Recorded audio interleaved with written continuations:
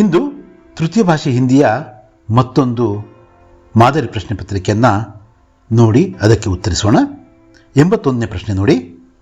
ಖರೀದ್ನಾ इस शब्द का विलोम रूप है ए खरीदारी करना, बी बेचना, सी बचाना, डी बचत.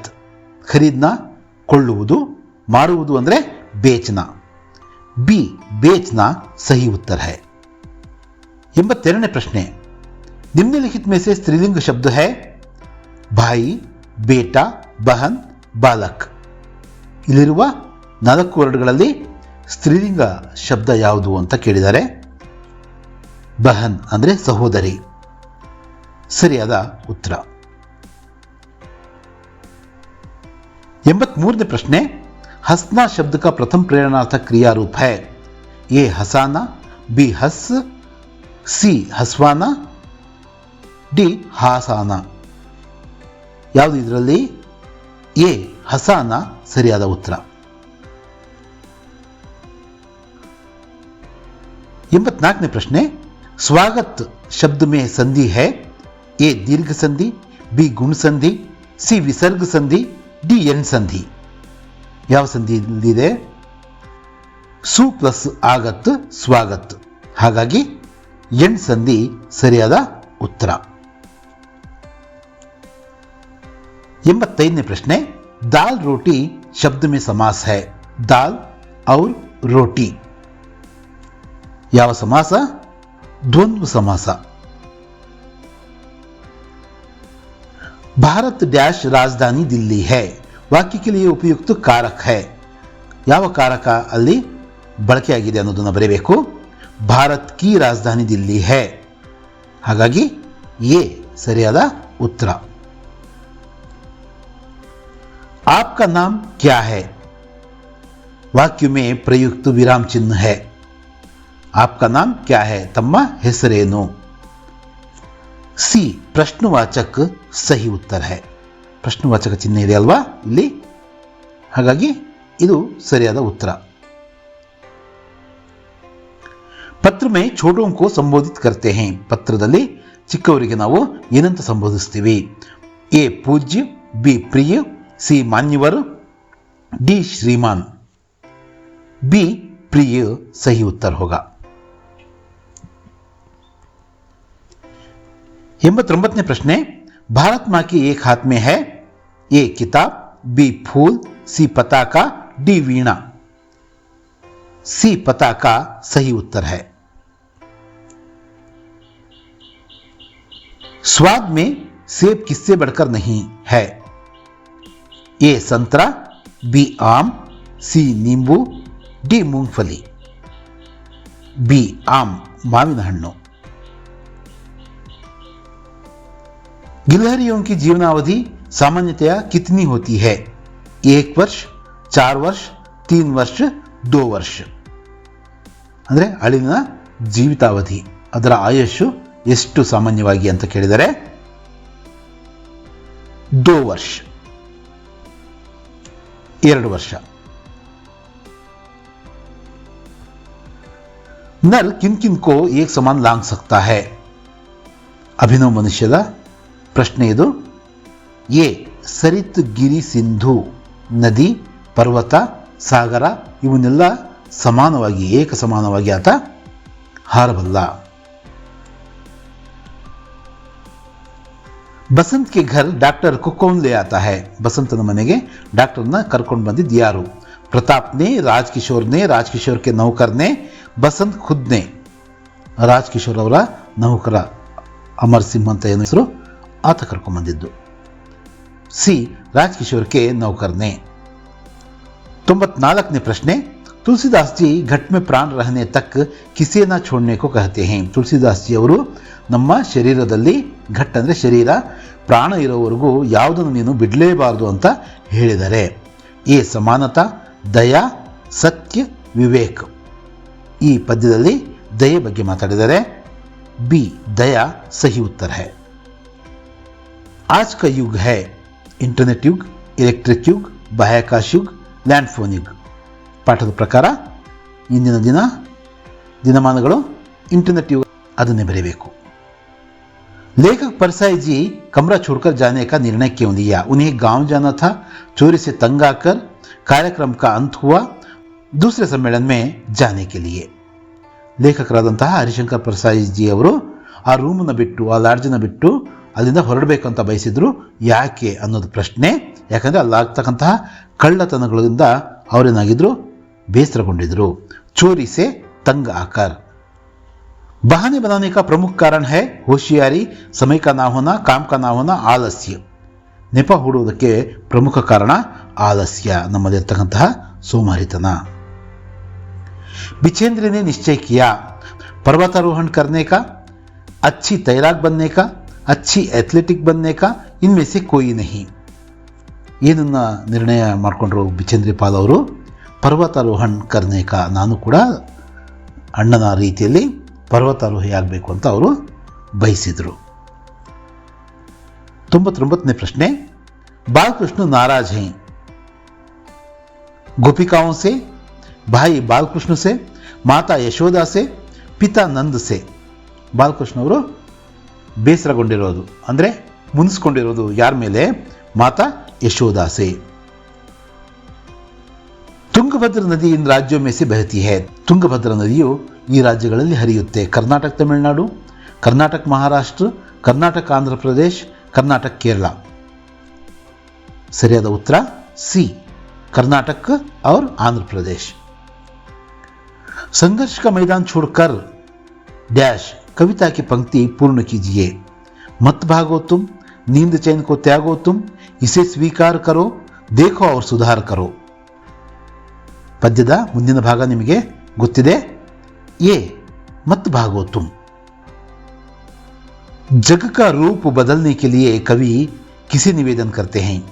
गांधी जी से, बुद्ध से, राम से या ಭಾರತ್ ಮಾತಾ ಸೆ. ಜಗತ್ತಿನ ರೂಪವನ್ನು ಬದಲಿಸು ತಾಯಿ ಅಂತ ಕವಿ ಪ್ರಾರ್ಥನೆ ಸಲ್ಲಿಸ್ತಿದ್ದಾರೆ ಮಾತೃಭೂಮಿ ಕವಿತೆಯಲ್ಲಿ. ಯಾರನ್ನ ಕುರಿತು ಹೇಳ್ತಿದ್ದಾರೆ ಈ ಮಾತನ್ನ? ಡಿ, ಭಾರತ ಮಾತೆಯನ್ನು ಕುರಿತು ಹೇಳ್ತಾ ಇದ್ದಾರೆ. ಲೇಖಕ್ ಪ್ರೇಮಚಂದ್ ಚೌಕ್ ಮೇ ಗಯೇ ಥೇ. ಆ ಚೌಕಕ್ಕೆ ಹೋಗಿದ್ರು. 4 ದಾರಿ ಸೇರ್ತಕ್ಕಂಥ ಪ್ರದೇಶಕ್ಕೆ ಹೋಗಿದ್ರು. ಯಾರು? ಲೇಖಕರಾದಂತಹ ಪ್ರೇಮಚಂದ್ ಅವರು. ಯಾಕೆ ಹೋಗಿದ್ರು? ಮಿತ್ರೋं से मिलने, बिल भरने, बाल कटवाने, जरूरी चीजें खरीदने.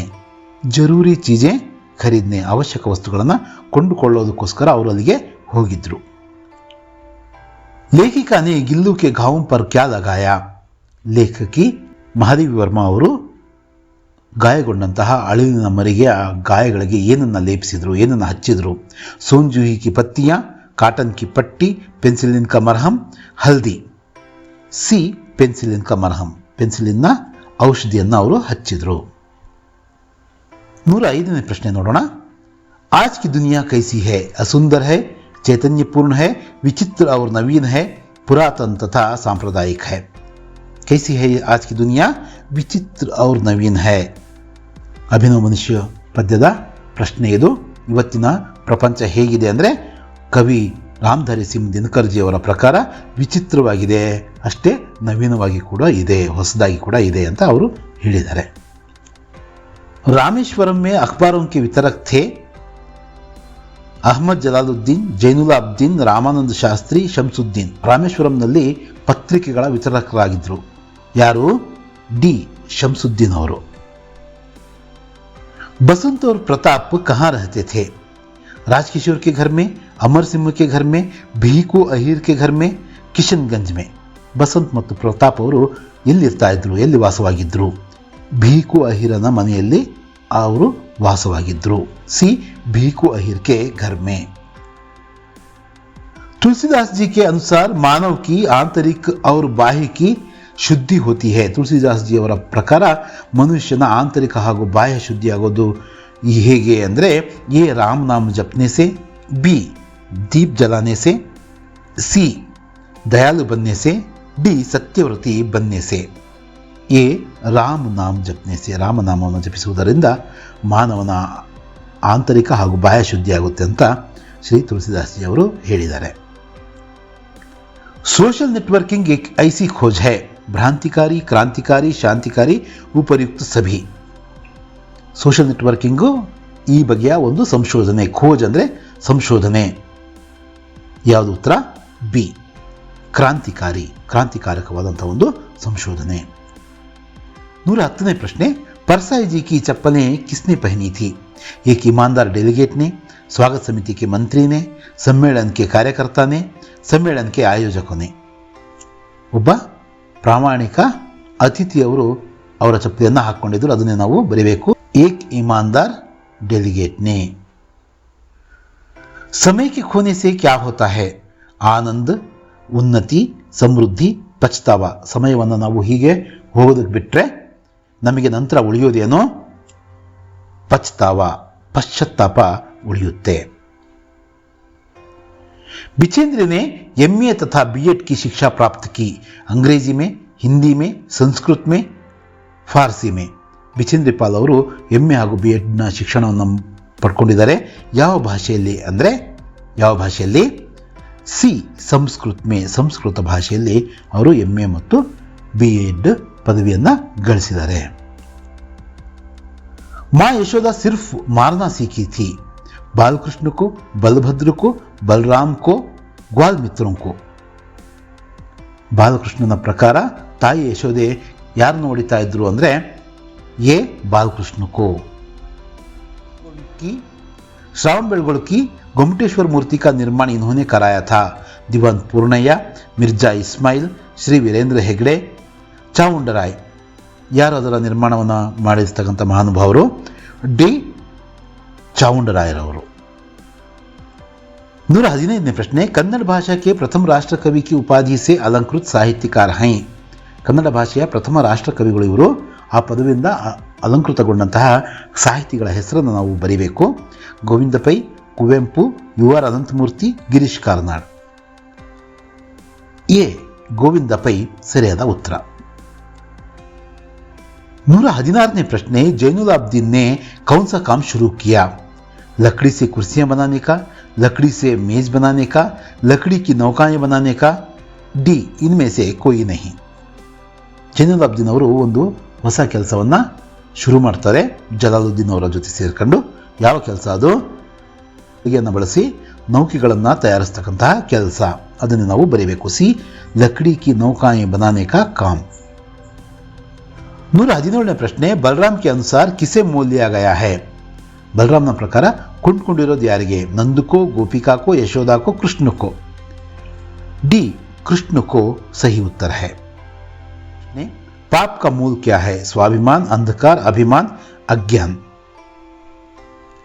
ಸಿ, ಅಭಿಮಾನ್ ಪಾಪ का ಮೂಲ है. ಪಾಪದ ಮೂಲ ಯಾವುದು ಅಂದರೆ ನಮ್ಮಲ್ಲಿರ್ತಕ್ಕಂತಹ ಸ್ವಾರ್ಥ ಅನ್ನೋ ಅರ್ಥದಲ್ಲಿ ಕವಿ ಶ್ರೀ ತುಳಸಿದಾಸ್ಜಿ ಅವರು ಈ ಮಾತನ್ನು ಹೇಳಿದ್ದಾರೆ. ಪೃಥ್ವಿ ಅವರು ಸೂರ್ಯ ಮೇ ಕಿತ್ನಾ ಫಾಸ್ಲಾ ಹೈ? ಭೂಮಿ ಹಾಗೂ ಸೂರ್ಯನ ಮಧ್ಯದಲ್ಲಿರ್ತಕ್ಕಂತಹ ಫಾಸ್ಲಾ ಅಂದರೆ ಅಂತರವನ್ನು ನಾವು ಹೇಳಬೇಕು. ಎಷ್ಟು ಕಿಲೋಮೀಟರ್?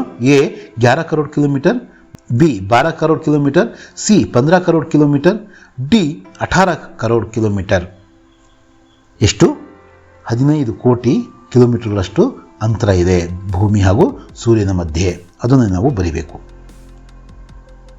सत्य की महिमा है अपार, सीमित, अप्रत्यक्ष, अप्रकटित. ಸತ್ಯದ ಮಹಿಮೆ ಅಪಾರ. ಎ, ಅಪಾರ್ ಸಹಿ ಉತ್ತರ है. ಇದು ನಿಮ್ಮ 40 ಪ್ರಶ್ನೆಗಳ ಒಂದು ಮಾದರಿ ಪ್ರಶ್ನೆ ಪತ್ರಿಕೆ.